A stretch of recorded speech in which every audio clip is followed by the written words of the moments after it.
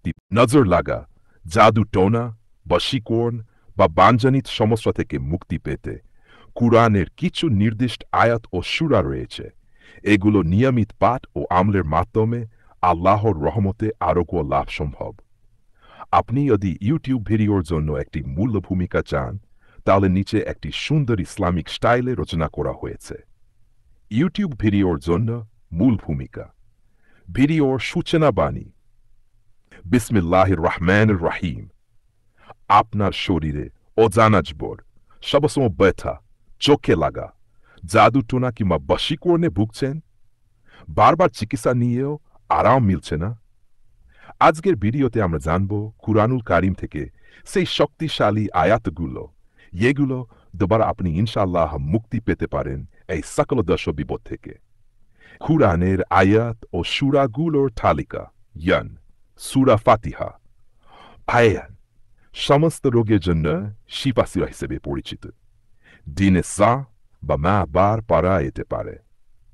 সূরা আল বাকারা আয়াত 20 ও আয়াত 2 আয়াতুল কুরসি শয়তান, জিবিন ও জাদুর বিরুদ্ধে রক্ষা দেয়, প্রতিদিন সকালে ও রাতে আবার করে।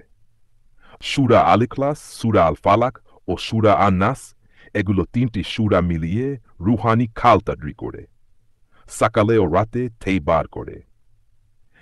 সূরা ইউনুস আয়াত জমুন, যখন মুসা আদুগরদের জাদু ভেঙেছিলেন, জাদুর প্রভাব কাটাতে সহায়ক।